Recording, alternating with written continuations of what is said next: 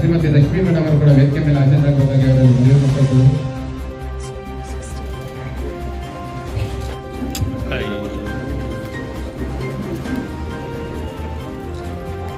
ಮನವಿ ಮಾಡಿಕೊಳ್ಳುವುದು.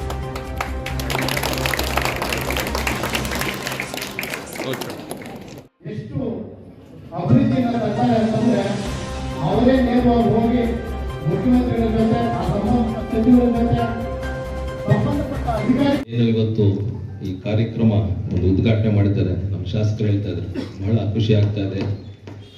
ಇರುವ ವಿದ್ಯಾರ್ಥಿಗಳಲ್ಲಿ ಯಾರು ಬಂದು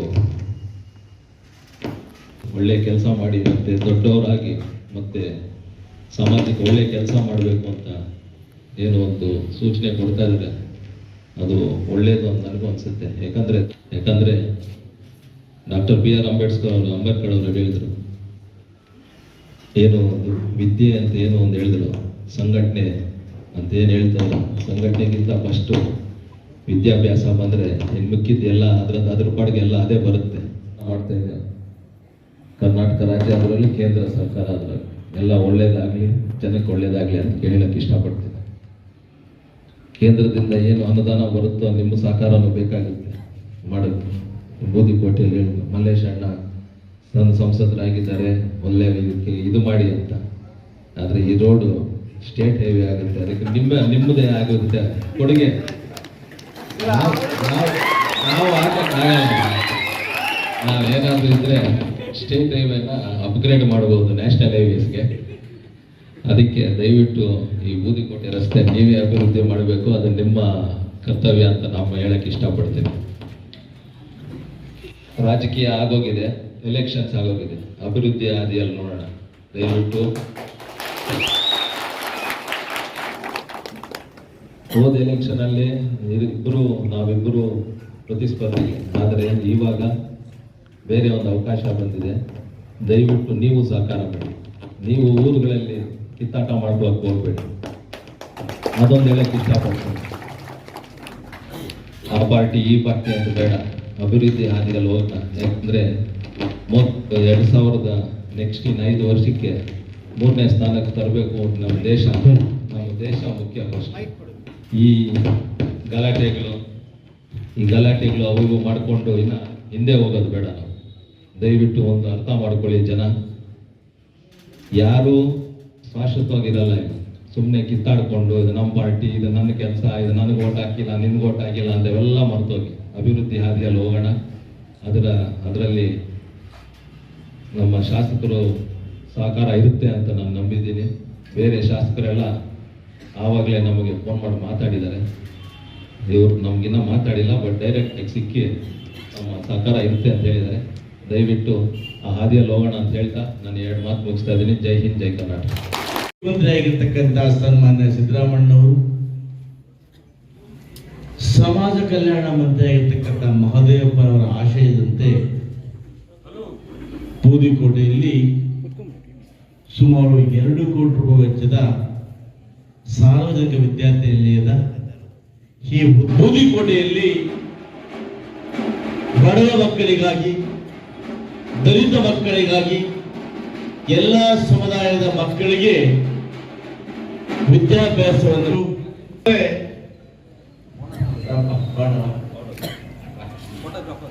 ನಮ್ಮ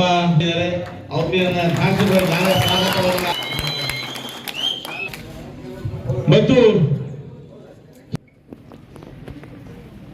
ವಿದ್ಯಾರ್ಥಿಗಳಿಗಾಗಿ ಹೆಚ್ಚಿನ ವಿದ್ಯಾಭ್ಯಾಸವನ್ನು ಮಾಡಿಸಬೇಕು ಅಂತ ಹೇಳಿ ನಾವೆಲ್ಲ ಕಾರ್ಯಕ್ರಮಗಳನ್ನು ಕೈಗೊಂಡಿದ್ದೀವಿ.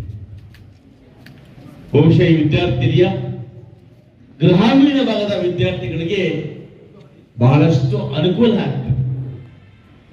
ಆದ್ರಿಂದ ಇವತ್ತು ಏನು ಸಮಾಜ ಕಲ್ಯಾಣ ಇಲಾಖೆಯಲ್ಲಿ ಇವತ್ತು ನಮ್ಮ ಸರ್ಕಾರ ಸಿದ್ದರಾಮಣ್ಣವರು ಪ್ರತಿ ಹೋಬಳಿಗೂ ಒಂದು ಕಿತ್ತೂರು ರಾಣಿ ಚೆನ್ನಮ್ಮ ಶಾಲೆಯನ್ನು ಕೊಡಬೇಕು ಅಂತೇಳಿ ಮೊನ್ನೆ ಹೊಸದಾಗಿ ತೀರ್ಮಾನವನ್ನು ಕೂಡ ತಗೊಂಡಿದೆ. ಹಿಂದೆ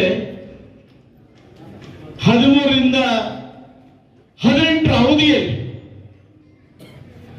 ಸಿದ್ದರಾಮಯ್ಯ ಸರ್ಕಾರದಲ್ಲಿ ಸುಮಾರು ತಾವೆಲ್ಲ ನೋಡಿರ್ಬೋದು, ಎಳೆಸದರ ಭಾಗದಲ್ಲಿ ಕಿತ್ತೂರು ರಾಣಿ ಚೆನ್ನಮ್ಮ ವಸತಿ ಶಾಲೆ,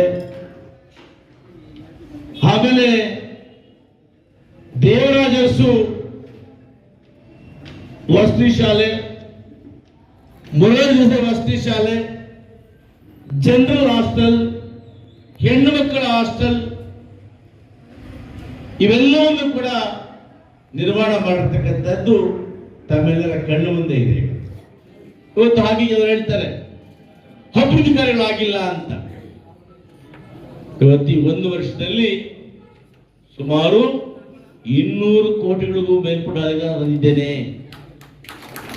ಇವತ್ತು ಕಾಮಸಮುದ್ರ ರಸ್ತೆ 20 ಕೋಟಿ ಪ್ರಾರಂಭ ಆಗಿದೆ. ಕಾಮಸಮುದ್ರ ತೊಬ್ಬರಿ ರಸ್ತೆ ಪರಿಶೀಲನಾ ಹಂತದಲ್ಲಿದೆ. ಕಾಮಸಮುದ್ರ ಕೆಜಾಪುರ ರಸ್ತೆ ಅಭಿವೃದ್ಧಿ ಆಗ್ತಾ ಇದೆ. ಇದರೊಟ್ಟಿಗೆ ಬಲಬಂದೆ ರಸ್ತೆಯನ್ನು ಕೂಡ ಮೊನ್ನೆ ಮಾಡಿದ್ದೆ, ಸ್ವಲ್ಪ ಏನು ಉಳ್ಕೊಂಡಿದೆ ಅದಕ್ಕೆ ಕೂಡ ಈ ಬಾರಿ ಮಾಡಬೇಕು ಅಂತ ಕ್ರಮ ತಗೊಂಡಿದ್ದೆ. ಅದಾದ ನಂತರ ಇವತ್ತು ಎಲ್ಲೆಲ್ಲಿ ಸಿಮೆಂಟ್ ರಸ್ತೆ ಇಲ್ವೋ ಅಲ್ಲೆಲ್ಲ ಸಿಮೆಂಟ್ ರಸ್ತೆ ಮಾಡಲಿಕ್ಕೆ ಕ್ರಮ ಕೈಗೊಂಡಿದ್ದೇನೆ. ಬೂದಿ ಕೊರಡೆ ಕೂಡ 80 + 50 1,30,00,000 ಈ ಬರೀ ಬೂದಿ ಕೊಡೆ ಸಿಮೆಂಟ್ ರಸ್ತೆಗೆ ಹಾಕಿದ್ದೀವಿ. ನಿಮ್ಗೆ ಜ್ಞಾಪಕ ಇದೆ, ಮಾರ್ಕೊಂಡ ಡ್ಯಾಮ್ ನೀರು ಬಿಡಿಸಬೇಕು ಅಂದ್ರೆ ಆ ನೀರು ಬಿಡಿಸುವಂತ ಕಾಲುವೆಯನ್ನು ಶುದ್ಧೀಕರಣ ಮಾಡಿ ಸಂಪೂರ್ಣವಾಗಿ ಶುದ್ಧೀಕರಣ ಮಾಡಿ ನಿಮ್ಮ ಕೋರಿಕೆಯಂತೆ ಕಾಲುವೆ ನೀರನ್ನ ಡ್ಯಾಮ್ ನೀರನ್ನ ಬಿಡಿಸುತ್ತೆ. ಇನ್ನು ಗಾದು ರಸ್ತೆ ಮಾಡಿದೀವಿ, ನಾನು ನೋಡ್ಕೊಂಡ್ ಬಂದೆ. ಹೊಸದಾಗಿ ಮಲೇಷನ್ ಆಗಿದ್ದಾರೆ, ಟ್ರ್ಯಾಕ್ಟರ್ ಕೊಡ್ತಾರೆ, ಕಾಯ್ತಾ ಇದ್ದೀನಿ. ಒಳ್ಳೆಯವರು, ಯಾಕಂದ್ರೆ ಮಾತು ಕಡಿಮೆ ಆದ್ರೂ ಕೂಡ ಕೆಲಸ ಮಾಡ್ತಾರೆ, ಮುಂದೆ ಅವ್ರಿಗೆ ಅನುಭವ ಹಾಕಿ ಯಾರು ಕೂಡ ಹುಟ್ಟಿದ ತಕ್ಷಣ ಕಲಿಯಕ್ಕಾಗತ್ತಿಲ್ಲ. ಎಲ್ಲರೂ ಕೂಡ ಅನುಭವ ಪಾಠವನ್ನು ಕಲಿಸ್ತಾರೆ.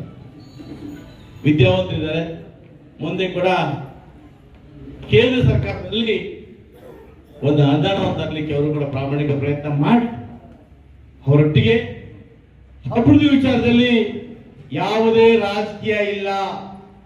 ಯಾಕಂದ್ರೆ ಜನ ಅವ್ರಿಗೂ ಓಟ್ ಹಾಕಿದ್ದಾರೆ, ನನಗೂ ಓಟ್ ಹಾಕಿದ್ದಾರೆ.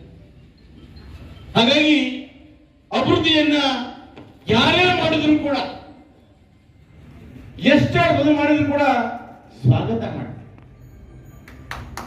ಯಾಕಂದ್ರೆ ನಾವೆಲ್ಲ ಬರ್ತಕ್ಕಂಥದ್ದು ಜನರ ಪರವಾಗಿ, ಜನರಿಗೋಸ್ಕರ.